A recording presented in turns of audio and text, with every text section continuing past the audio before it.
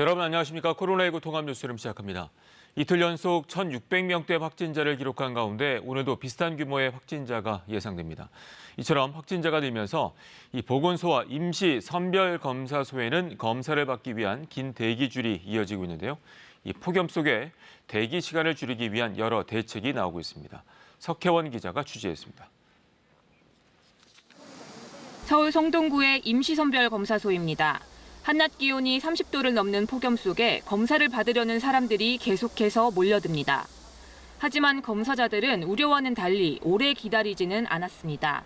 대기 인원 등을 실시간으로 알 수 있는 시스템이 마련됐기 때문입니다. 홈페이지에서 대기 인원 수 확인하고 왔는데 제일 적어서 오게 됐어요. 한 10분 정도 기다렸는데 별로 힘들거나 하진 않았어요. 홈페이지를 통해 임시선별검사소의 대기 인원과 검사 순번을 확인할 수 있는데요. 현장에서 번호표를 받은 후 인근에서 자신의 순서를 기다리면 됩니다. 검사소별로 대기 인원이 고르게 분포가 돼서 전반적으로 대기 인원이 줄어들 효과가 있을 것으로 생각을 하고 있습니다. 선별진료소가 마련된 보건소에서 진단검사를 받기 위해서는 열이 나는지 등 건강 상태와 인적 사항을 미리 적어내야 합니다. 이와 같은 문진표를 스마트폰을 이용해 작성하면 QR코드가 생성됩니다. 강서구와 영등포구 등에서 도입한 선별진료소 통합 정보 시스템입니다. 대기 시간도 줄이고 손으로 문진표를 작성하는 과정에서 바이러스에 노출되는 위험도 낮출 수 있습니다. 서울시는 지난 12일부터 지도를 이용한 선별진료소 혼잡 현황을 안내하고 있습니다. 시내 80여 개 검사소 가운데 어떤 곳에 얼마나 많은 사람들이 몰려 있는지를 혼잡, 분빔, 보통 등으로 나눠 확인할 수 있습니다. 강한 햇볕을 잠시나마 피하기 위한 양산과 그늘막을 제공하는 곳도 늘고 있지만 일부 지자체의 경우 예산과 시설 부족 등으로 땡볕에서 기다려야 하는 검사 대기자들도 여전히 많아 대책과 지원이 필요하다는 지적입니다. KBS 뉴스 석혜원입니다. 50대 후반 연령층에 대한 예방접종 사전 예약이 70% 이상 완료된 것으로 집계됐습니다. 그런데 특정 링크를 이용하면 예방접종 사전 예약 사이트에 미리 들어갈 수 있고 실제 이렇게 들어가 예약 개시 전부터 신청을 완료한 사례가 있었던 것으로 드러났습니다. 서병립 기자가 취재했습니다. 한 인터넷 게시판. 백신 예약에 도움이 될까 적는다며 링크를 하나 올려뒀습니다. 우회 주소인데 접종 예약 사이트에 바로 접속할 수 있다고 소개합니다. 실제 접속이 가능한지 클릭해봤습니다. 예약 페이지가 즉시 연결됩니다. 같은 시각, 이번에는 포털 사이트에서 접종 예약 사이트를 검색해 들어갔습니다. 접속자가 몰려 대기창이 뜹니다. 정상적인 접속자들이 기다리는 사이 우회 링크를 이용하면 이른바 새치기 예약을 할 수 있는 겁니다. 예약 시작 시간인 저녁 8시 전부터 부모님 접종 예약에 성공했다는 글이 잇따랐습니다. 정상적인 경로가 아니라 중간에 지름길로 들어온다라면 그런 것들을 전부 다 차단할 수 있도록 만들어져 있었어야 됐겠죠. 급하게 서두르다 보니까 발생한 실수 같습니다. 이 같은 게시글은 지난 12일 예약 대란 때부터 올라와 있었는데도 방역당국은 이를 사전에 확인하지 못했습니다. 또 해당 링크를 이용해 예약에 성공한 대상자 수가 얼마나 되는지 파악하기는 어렵다는 입장입니다. 방역당국은 이미 예약이 된 사람은 취소하지 않겠다면서 앞으로 재발하지 않도록 조치하겠다고 밝혔습니다. 접종 예약을 우선적으로 진행했을 때 발생할 수 있는 이득이 그렇게 크지 않다고 저희는 판단하고 있어서 이런 식으로 예약이 된 경우에는 유효한 것으로 일단 생각을 하고 있고요. 어제 낮 12시 기준 접종 예약을 마친 50대 후반 인구는 253만여 명으로 전체 대상자의 71.3%를 기록했습니다. KBS 뉴스 서병립입니다. 자영업자들이 어제 이어 오늘 새벽에도 대규모 차량 시위를 벌였습니다. 현재 4단계 거리 두기는 자영업자의 희생만 강요하는 것이라며 이를 폐지하고 자율 방역을 인정하라고 요구했습니다. 보도에 이승종 기자입니다. 자영업자들의 1인 차량 시위는 어제에 이어 오늘 새벽에도 이어졌습니다. 경찰 검문에 대비해 구체적인 장소를 밤 늦게까지 공개하지 않다가 심야 시간에 진행했습니다. 이틀 연속 많은 자영업자들이 차량 시위에 동참했습니다. 자영업자들은 코로나19 발생 이후 1년 반 동안 일방적인 희생을 강요당했다며 손실 보상금을 지급하라고 요구합니다. 자영업자가 방역에 좀 희생을 많이 했습니다. 희생하는 기간 동안에 손실 보상이라든지 이런 보상이 일단 적절하지 않아서 살려달라고 정부에게 메시지를 호소하고 있는 거라고 보시면 됩니다. 자영업자들은 현재의 방역 지침이 공평하지 않다면서 거리두기 4단계를 철회하고 자율방역도 해야 한다고 주장했습니다. 아무리 안전한 시설이라고 하더라도 개인이 마스크를 벗고 있거나 위험한 행위를 한다고 하면은 그 부분이 더 문제가 되는 거지 시설 자체가 위험한 건 아니거든요. 그래서 그런 개인 방역에 초점을 더 맞춰달라는 얘기고요. 자영업자들은 오늘 오후 정부 서울청사 앞에서 정부와의 면담을 요구하는 기자회견을 열 예정입니다. 경찰은 자영업자들의 차량 시위가 미신고 시위에 해당하는지 검토해 불법 상황이 있으면 엄정하게 처벌하겠다고 밝혔습니다. KBS 뉴스 이승종입니다. 방금 들어온 코로나19 소식 알아보겠습니다. 오늘 0시 기준 국내 신규 확진자는 1,536명으로 집계됐습니다. 열흘째 1,000명대를 기록하고 있는데요. 서울은 564명입니다. 한편 정부는 비수도권 지역에도 4인 이내로 모임 인원을 제한해 줄 것을 지자체에 요청했습니다. 취재기자 연결합니다. 모은희 기자, 신규 확진자 현황 전해주시죠. 네, 오늘 0시 기준 코로나19 신규 확진자는 1,536명으로 집계됐습니다. 국내 발생은 1,476명, 해외 유입은 60명입니다. 지역별로 보면 수도권의 경우 서울은 564명이 확진됐고 경기 448명, 인천 95명이 확진돼 전체 국내 발생의 75%를 차지했습니다. 경남에서는 79명, 부산과 대구 49명, 충남은 38명의 확진자가 나오는 등 비수도권 지역에서도 감염세가 확산되고 있습니다. 백신 1차 접종자는 지금까지 1,596만 명, 접종 완료자는 632만 명입니다. 김부겸 중앙재난안전대책본부장은 비수도권의 사적 모임 인원 제한을 4명까지로 단일화하는 방안을 각 지자체가 논의해 줄 것을 요청드린다고 밝혔습니다. 김부겸 본부장은 오늘 중대본 회의 모두 발언에서 수도권이 거리두기 4단계인 상황에서 비수도권의 경우 사적 모임 허용 인원이 4명, 6명, 8명 등 지역마다 달라 국민들께 혼선을 줄 수 있다며 이같이 말했습니다. 김부겸 본부장은 수도권 이외의 지역에서도 확진자가 급증하고 있어 휴가철 이동량 증가 등을 감안하면 전국적인 방역 강화 조치도 함께 검토해야 한다고 강조하면서 확진자가 계속 늘어날 경우 수도권 이외 지역에서도 저녁 6시 이후에는 모임 인원을 추가로 제한할 수밖에 없다고 밝혔습니다. 수도권을 비롯해 광주, 대전, 충남 등에서는 진단검사 양성률이 매우 높은 수준입니다. 정부는 이에 따라 해당 지자체에 임시 선별 검사소를 필요할 경우 신속하게 추가로 설치해 줄 것을 요청했습니다. 또 주말을 앞두고 종교 행사가 비대면으로 진행되지만 일부 교회에서는 대면 예배를 강행할 것으로 알려지고 있어 지자체에서 해당 교회에 위기를 함께 극복할 수 있도록 협조 요청을 해줄 것을 당부했습니다. 지금까지 문화복지부에서 KBS 뉴스 모은희입니다. 미국 상황 알아봅니다. 좀처럼 늘지 않은 백신 접종률에 대해 고민이 깊어지고 있는 미국 정부가 SNS를 중심으로 퍼지고 있는 백신 관련 허위 정보 차단에 나섰습니다. 보건 총책임자가 경고문까지 발표했습니다. 워싱턴 이정민 특파원이 전해왔습니다. 현지 시간 어제까지 미국의 성인 1회 이상 백신 접종률은 67.9%. 열흘 동안 접종률이 1%도 늘지 않고 있는데 SNS를 중심으로 퍼지는 백신 관련 허위 정보가 큰 원인이라고 미국 정부는 보고 있습니다. 백신이 효과가 없다거나 치명적 부작용을 가져온다는 내용들입니다. 결국 미국 보건 총책임자가 직접 경고문을 발표하고 나섰습니다. 백신과 관련된 허위 정보를 혼란과 불신을 조작해 건강을 해치고 공공보건을 위한 노력을 약화하는 심각한 위협으로 규정했습니다. And while it often appears innocuous on social media apps, on retail sites or search engines, the truth is that misinformation takes away our freedom to make informed decisions about our health and the health of our loved ones. 미국 국립보건원장도 허위 정보 전파는 그저 틀릴 수 있는 의견을 표현하는 문제가 아니라 사느냐 죽느냐의 문제라고 일갈했습니다.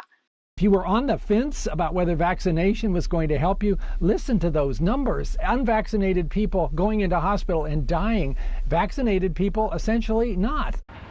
미국에선 지난달 하순 11,000명 수준으로 떨어졌던 코로나19 일일 신규 감염자 수가 다시 26,000명대로 늘어난 상태입니다. 특히 미국 50개 주 가운데 35개 주에서 한 주 새 감염자가 50% 이상 늘어났다고 미국 CNN은 보도했습니다. 백신 신뢰도가 낮은 지역에서 코로나19 전파율이 높은 만큼 백신 접종률을 높이기 위해서는 결국 허위 정보 차단이 필수다. 미국이 전방위적 허위 정보 대응에 나선 배경으로 풀이됩니다. 워싱턴에서 KBS 뉴스 이정민입니다. 정치권 소식입니다. 최재형 전 감사원장이 국민의힘에 전격 입당했습니다. 정권 교체가 필요하고 그 중심은 제1야당이어야 한다는 이유를 내세우는데요. 윤석열 전 검찰총장은 최 전 원장의 선택을 존중한다면서 독자 행보를 계속하고 있습니다. 보도에 강병수 기자입니다. 최재형 전 감사원장은 국민의힘 당사를 찾아 이준석 대표를 만나고는 곧바로 입당했습니다. 좋은 정치로 국민에게 보답하겠다면서 정권 교체를 입당 배경으로 강조했습니다. 정권 교체를 이루는 그 중심은 역시 제1야당인 국민의힘이 되어야 된다고 판단했습니다. 또 밖에서 비판하기보다는 정치를 변화시키는 주체가 되겠다고 했습니다. 청년들의 삶이 이제는 희망을 가지고 살 수 있는 그러한 나라를 만드는 것이 무엇보다도 중요하다고 생각하고, 최 전 원장의 빠른 결심은 인지도 낮고 조직이 열세인 대선 후발주자로서 입당만한 카드가 없다고 판단했기 때문으로 해석됩니다. 머뭇대는 윤석열 전 총장을 제치고 보수 진영의 중심에 먼저 안착하는 효과도 기대할 수 있습니다. 당에서 앞으로 당원으로 활동하시는 동안 저희가 도와드릴 수 있는 부분은 최대한 도와드릴 수 있도록 노력하겠습니다. 당 밖의 윤석열 전 검찰총장 입장에선 자신의 몸값을 한층 더 높이거나 조기에 입당해 최 전 원장 등과 경쟁해야 하는 선택에 놓이게 됐습니다. 전략이라기보다 정치를 하시는 분들의 각자의 선택을 저는 다 존중합니다. 윤 전 총장은 4년 전 대선 행보 20여일 만에 중도 포기했던 반기문 전 유엔 사무총장을 만났습니다. 그때와 지금은 사정이 다르다는 반기문 전 총장의 말을 윤 전 총장은 전했습니다. KBS 뉴스 강병수입니다. 최재형 전 감사원장이 사퇴한 뒤 17일 만에 국민의힘에 입당하면서 정치적 중립성에 대한 논란이 제기되고 있습니다. 민주당은 최 전 원장이 원전 감사 등을 펼치며 사전 선거운동을 벌였다고 비판했습니다. 이어서 송낙규 기자가 보도합니다. 지난달 마지막 출근길, 최재형 당시 감사원장은 자신이 정치적으로 의심을 받는다며 조직에 피해를 줄 수 있어 사임한다고 강조했습니다. 중도 사퇴의 이유였습니다. 저희 거취에 관한 많은 논란이 있는 상황에서 감사원장직을 계속 수행하는 것이 적절하지 않다고 판단하여, 하지만 사퇴 뒤 단 17일 만의 입당으로 최 전 원장은 자신이 받았다는 그 의심이 틀리지 않았다는 지적을 받게 됐습니다. 여권을 상대로 날을 세웠던 원전 폐쇄에 대한 감사, 또 김오수 감사위원 추천을 거부했던 일도 정치적 의도가 있어서 그랬던 것 아니냐는 눈총을 피하기 어렵게 됐습니다. 당장 민주당은 최 전 원장이 사전 선거 운동을 벌인 셈이라고 비판했습니다. 그 당시 행위가 정치적으로 편향된 행위, 사전에 야당 정치인이 되기 위한 고도의 정치적 행위가 아니었는지 의심을 받고 있습니다. 민주당 대선 후보들도 국민 배신, 원칙 배신, 감사원 배신이라고 했고, 공화국의 기초를 흔들었다면서 정치적 중립성을 고리로 윤석열 전 총장까지 비판 대상에 올렸습니다. 중립성 훼손 비판에 최 전 원장은 즉답 대신 뜻을 같이 하는 사람들과 더 빨리 만나서 미래를 설계하는 게 중요하다고만 답했습니다. 국민의힘은 정권에 불리한 감사를 틀어막고 감사원장직에서 사퇴하라고 촉구한 건 민주당이었다고 최 전 원장을 옹호했습니다. KBS 뉴스 송낙규입니다. 본격적인 휴가철을 앞두고 경찰이 음주운전 집중 단속에 나섰습니다. 서울 서초경찰서와 서울 동대문경찰서는 어젯밤 10시부터 관할 도로 곳곳에서 음주운전 집중 단속을 실시했습니다. 경찰의 일시적 단속에서 음주운전으로 적발된 사례는 없었습니다. 휴가철 집중 단속은 다음 달 15일까지 이어지며 경찰은 코로나19 감염을 우려해서 비접촉식 음주 감지기를 활용해 단속한다고 밝혔습니다. 이번엔 KB증권 연결해서 오늘의 주식시장 알아보겠습니다. KB증권입니다. 반도체 업황 부진 우려와 인플레이션 압력을 받으며 코스피가 저조한 모습을 보이고 있습니다. 코스닥 지수 역시 외국인과 기관의 동반 매도의 내림세입니다. 이 시각 현재 코스피는 19.03포인트 하락한 3,267.19에 코스닥은 5.67포인트 내린 1,048.64에 거래되고 있습니다. 간밤 미국 증시는 제롬 파월 연방준비제도 의장의 인플레이션 완화 발언과 경제 지표를 소화하며 혼조세로 장을 마쳤습니다. 코스피는 기관과 외국인의 동반 팔자세가 유입되며 약세를 보이고 있습니다. 시가총액 상위 종목 전반이 하락하는 가운데 반도체 대장주 삼성전자와 SK하이닉스가 부진한 모습을 보이고 있습니다. 또 한국조선해양은 실적 악화 우려 속에 저조한 흐름을 나타내고 있습니다. 반면 2달여 만에 거래가 재개된 아시아나항공은 강세를 보이고 있습니다. 이 시각 현재 달러화에 대한 원화 환율은 1,142원 80전에 거래되고 있습니다. 지금까지 KB증권이었습니다.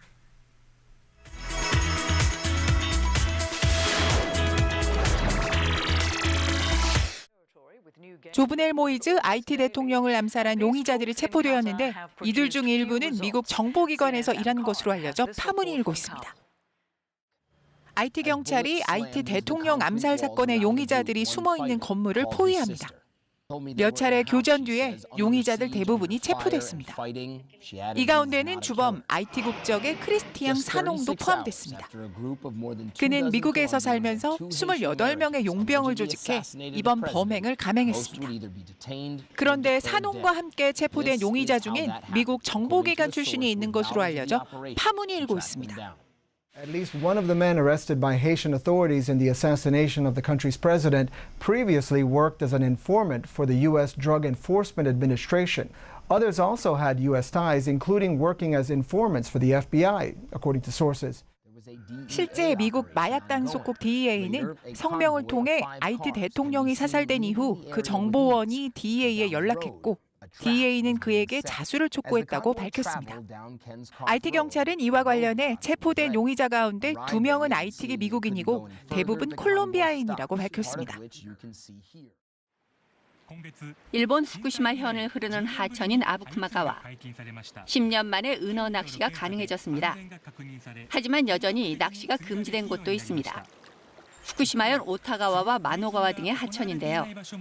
지난해 일본 국립환경연구소 등이 오타가와 상류 일부 지역에서 곤들메기와 산천어를 잡아 조사한 결과 기준치보다 최고 60배나 높은 방사성 물질이 검출됐습니다.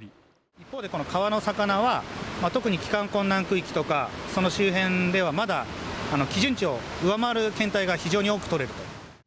주변 생태계를 조사한 결과 물고기 먹이인 곤충과 나뭇잎 등에서 모두 방사성 물질 농도가 높았습니다. 원전 사고 직후 낙진한 방사성 물질이 나무에 저장됐다가 먹이인 곤충을 통해 물고기로 전해진 것으로 보입니다. 하천물과 토양의 방사성 물질은 태풍과 호우 등으로 씻겨져 옅어졌지만 나무 속에 침투한 방사성 물질은 이제서야 배출되고 있는 것입니다. 따라서 후쿠시마 일대 산림의 방사성 물질 분포도에 대한 세심한 관찰이 요구되고 있습니다. 2015년 개봉된 중국 영화 실고는 유괴된 아들을 찾아 오토바이를 타고 전국을 헤매고 다니는 한 아버지의 가슴 아픈 사연을 담고 있는데요. 영화 속 주인공이 24년 만에 마침내 아들을 찾았습니다. 중국 산둥성 랴오청에 사는 고강탕 씨는 1997년 집 앞에서 놀던 3살배기 아들을 잃어버렸습니다. 순식간에 유괴된 것입니다. 고 씨는 즉시 아들을 찾아 나섰고 이 여정은 20년 넘게 이어졌습니다. 以为你即使大海捞针，有可能能找到，你不捞的话，一点机会都没有。 이런 고 씨에게 기적이 일어났습니다. 잃어버린 지 24년 만에 아들을 찾은 것입니다. 중국 공안이 구축한 유괴 아동을 위한 DNA 데이터베이스에 최근에야 아들의 정보가 입력되면서 가능해진 것입니다. 공안은 유괴범 2명 더 검거해 조사 중이라고 밝혔는데요. 중국에서는 안면인식 시스템과 빅데이터 등을 통해 올해만 실종 유괴 아동 2천여 명을 찾았습니다. 마치 끝이 보이지 않는 심해 동굴을 연상시키는 신비로운 이곳은 두바이의 문을 연 다이빙풀 딥다이브 두바이입니다. 수심이 무려 60m, 세계에서 가장 깊은 다이빙풀입니다. 다이빙풀을 채우는 데 필요했던 담수가 1,400만 리터나 됐습니다. Which puts it 50 meters deeper than anything else and more than twice as large as anything else in the world. But that's not even the most interesting aspects, really. It's themed as a sunken city. 동굴 아래는 수중 도시로 꾸며져 있어 수심 60m까지 내려가면서 다양한 유적과 회의실을 구경하고 게임도 즐길 수 있습니다. 또한 다이빙 풀 안에는 다이버들의 안전을 위해 물정화 시스템과 56개의 수중 카메라, 또 수심 15m의 사운드 스피커와 조명 시설 등 갖가지 첨단 장비들이 설치돼 있습니다. 딥다이브 두바이 측은 60m라는 깊이와 첨단 기술들은 전 세계 다이버들에게 새로운 경험을 제공하게 될 것이라고 말했습니다. KBS 월드뉴스입니다. 서울 마포구 골목에서 70대가 운전하던 승용차가 건물로 돌진해 한 명이 크게 다쳤습니다. 서울 마포구 오피스텔 살인 사건의 유력한 용의자가 경찰에 붙잡혔습니다. 사건 사고 방준원 기자가 정리했습니다. 사거리를 건너오는 승용차 한 대, 갑자기 방향을 틀더니 빠른 속도로 돌진합니다. 속도를 줄이지 못한 승용차는 사무실을 들이받고 나서야 겨우 멈췄습니다.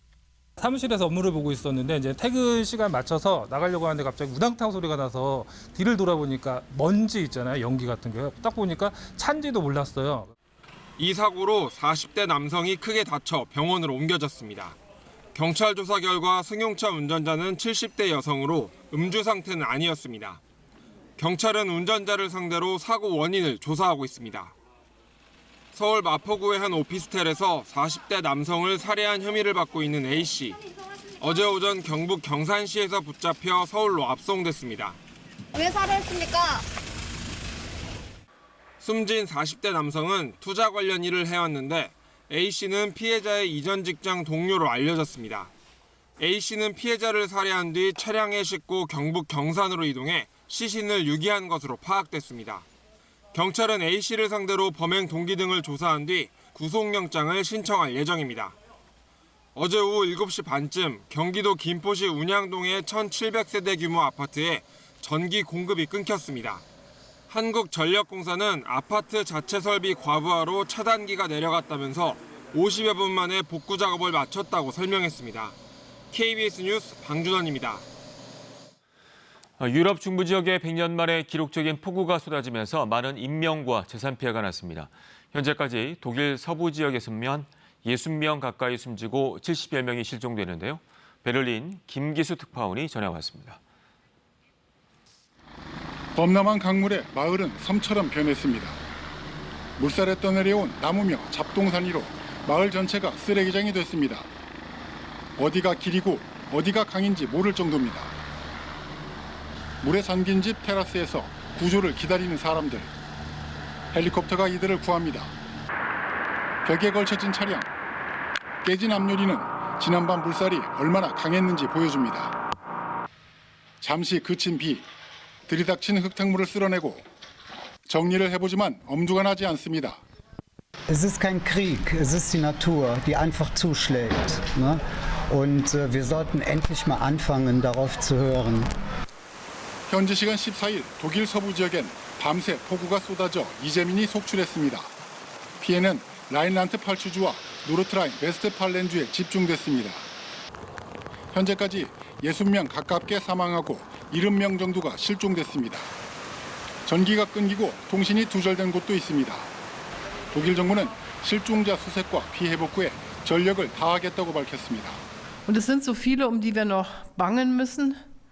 Und wir dürfen den Angehörigen sagen, es wird alles getan, um auch die vermisst sind. 이번 폭우로 벨기에에서도 강이 범람하며 4명이 숨지고 가옥 10여 채가 붕괴했습니다. 네덜란드와 룩셈부르크에서도 가옥 침수와 주민 대피 등 피해가 잇따랐습니다. 베를린에서 KBS 뉴스 김기수입니다.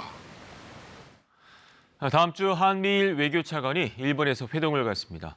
중국 견제와 대북 정책 관련 한미일 3국의 조율 방안이 논의될 것으로 보입니다. 김기현 특파원이 보도합니다. 웬디 셔먼 부장관이 현지 시간 오는 18일부터 25일까지 한국과 일본, 몽골을 방문한다고 미 국무부가 밝혔습니다. 셔먼 부장관은 먼저 도쿄를 찾아 3년 9개월 만에 재개되는 한미일 외교차관 전략대화에 참석합니다. 이 자리에서는 대북 정책과 함께 대중국 견제를 둘러싼 한미일 3국의 조율 방안 등이 주요하게 다뤄질 전망입니다. 셔먼 부장관은 이후 한국을 방문해 최종건 외교부 1차관과 한미 외교차 간 전략 대화도 가질 예정입니다. 한 달여 만에 재개되는 한미 외교차 간 협의 자리에는 기후변화와 유행병 완화, 코로나19 이후 경제 회복 등이 논의될 것이라는 게 미 국무부 설명입니다. 한국 정부가 북미는 물론 남북 대화 가능성에 촉각을 곤두세우고 있는 만큼 상황 점검은 물론 재개 여건들에 대한 폭넓은 논의가 오갈 가능성도 있어 보입니다. 이와 관련해 국방 현안을 맡고 있는 서주석 청와대 국가안보실 1차장의 워싱턴 DC 방문과 미국의 핵 전력을 총괄하는 찰스 리처드 전략사령관의 방한 등 한미 안보당국 행보도 주목받고 있습니다. 미 국방부는 일단 한미 양측이 다음 달로 다가온 연합훈련 시기와 방식 등을 협의하고 있다면서도 동맹과 대비태세의 중요성을 강조하는 원칙적인 입장을 재확인했습니다. We're going to continue to remain committed to readiness and appropriate capabilities on the peninsula because we have such a serious commitment to our ROK allies. 미 국무부는 셔먼 부장관의 아시아 순방 목적이 중국 견제에 있다는 점을 분명히 하면서 일각의 예상과 달리 중국 방문 일정은 발표에 포함시키지 않았습니다. 워싱턴에서 KBS 뉴스 김기현입니다. 오늘도 강한 소나기에 대비를 해주셔야겠습니다. 밤까지 전국 대부분 지역에 천둥 번개가 치면서 소나기가 오는 곳이 있겠습니다. 특히 내륙을 중심으로 시간당 70mm가 넘는 폭우가 예상되는데요. 국지적으로 매우 거세게 쏟아져 어제처럼 갑자기 호우주의보가 발표될 가능성이 있습니다. 또 소나기와 함께 순간적으로 초속 25m가 넘는 태풍급의 돌풍이 불어닥치겠고 일부 지역에는 우박이 떨어지는 곳도 있겠습니다. 오늘 예상되는 소나기의 양은 최고 100mm가 넘겠습니다. 현재 동해안을 제외한 전국 대부분 지역에 폭염경보와 주의보가 내려진 가운데 오늘도 날씨는 무덥겠습니다. 내일과 모레까지는 대기 불안정으로 소나기가 오는 곳이 많겠고요. 내일과 모레 전남과 경남, 제주도에는 비도 내리겠습니다. 다음 주에는 월요일에 전국 대부분 지역에 비가 오고 나면 지금보다 한층 더 심한 더위가 찾아오겠습니다. 앞으로 낮 최고 기온은 서울과 대전, 전주, 광주, 대구가 32도까지 오르겠고요. 춘천은 35도로 가장 높겠습니다. 바다의 물결은 모든 해상에서 0.5에서 1.5m 정도로 일겠고 모레까지 모든 해상에는 바다 안개가 자욱하게 끼겠습니다. 날씨 전해드렸습니다. 코로나19 통합 뉴스를 마칩니다. 고맙습니다.